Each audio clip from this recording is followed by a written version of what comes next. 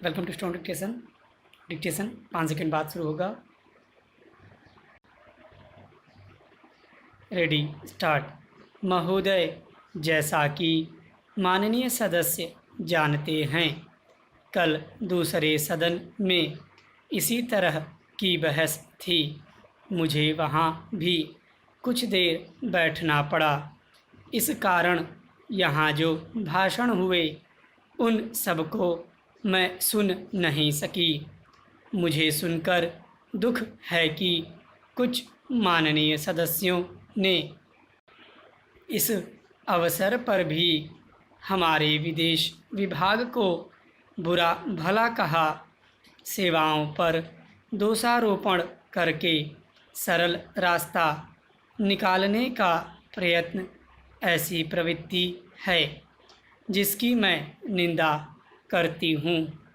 मैं यह नहीं कहती कि हमने गलतियाँ नहीं की हैं और हमारे सभी प्रतिनिधि हमेशा योग्य ही होते हैं। जब गलती हो तो हमें उसे अवश्य बताना चाहिए, लेकिन सदा आलोचना करते रहने से निरुत्साह पैदा होता है और मनोबल गिरता है। हमें उन औजारों को ही कुंठित नहीं कर देना चाहिए जिनसे हमें काम लेना है। देश और विदेश में हमें काम तो करना ही है।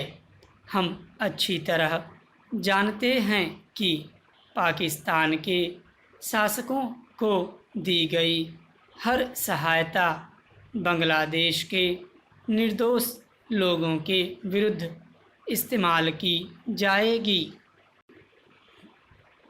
इस अवसर पर हमारे प्रतिनिधियों ने परिश्रम से बहुत अच्छा काम किया है। प्रस्तुत परिस्थितियों में वे जितने प्रभावी हो सकते थे हुए हैं। कुछ सरकारों के विचार निश्चित हैं और यदि उनमें सहानुभूति भी पैदा की जाए तो भी वे इस प्रकार के मामले में कोई स्पष्ट बात कहने को तैयार नहीं होंगे। मैं कहना चाहूँगी कि हमारी उन सेवाओं ने जो वर्तमान स्थिति से निपटने में जुटी है, साहस और समर्पण का परिचय दिया है। यदि कुछ माननीय सदस्यों को गाली देकर और सरकार पर साहस, दिशा और यहाँ तक कि समझ की कमी का आरोप लगाकर कुछ संतोष मिलता है तो मैं उन्हें इससे वंचित नहीं करना चाहती। कुछ सदस्यों के लिए हिम्मत का अर्थ गले की ताकत और भावुकता की भाषा है। काश कि जिंदगी इतनी ही सरल होती। इस सरकार में बहुत से दोष हो सकते हैं, लेकिन उसमें साहस की कमी नहीं है, न ही यह आवश्यकता के अनुसार जोखिम उठाने से डरती है।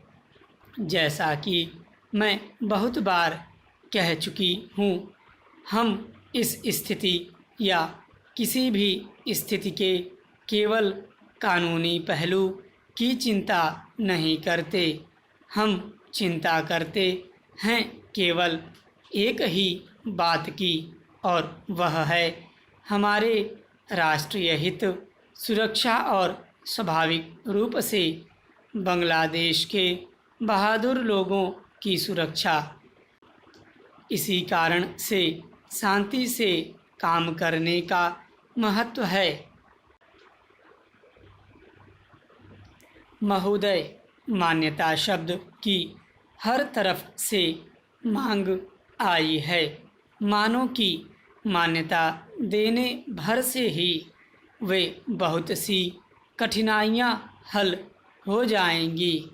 जो बांग्लादेश के लोगों के सामने हैं, हमारे देश के सामने हैं और विशेषकर हमारे सीमांत राज्यों अर्थात पश्चिम बंगाल, असम, त्रिपुरा और मेघालय के समक्ष हैं।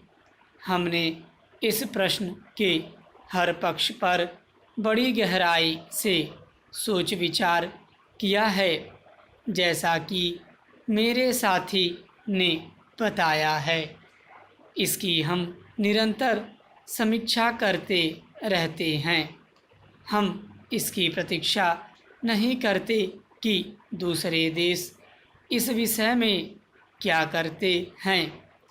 इस बारे में या अन्य मामलों के बारे में हम जो कुछ भी निर्णय करेंगे वह स्थिति के हमारे अपने ही स्वतंत्र मूल्यांकन के अनुसार और इस बात को ध्यान में रखकर होगा कि हमारे हित व्यापक अर्थ में किस तरह पूरे होते हैं। कल मैं अपनी वर्तमान कठिनाइयों में से संभावित खतरों और बोझों के बारे में जानबूझकर बहुत संयत भाषा में बोली थी। वह इस कारण नहीं कि मैं बोझों या खतरों से आज या कभी डरी हूँ, बल्कि इस कारण कि मैं चाहती हूँ कि माननीय सदस्य इन सब विषयों पर गहराई से विचार करें। खतरों का तभी सामना किया जा सकता है जब आदमी इसके लिए तैयार हो। जैसा मैंने पहले कहा और फिर से दोहराना चाहूँगी कि यह समय दलगत प्रतिद्वंद्विता का नहीं है।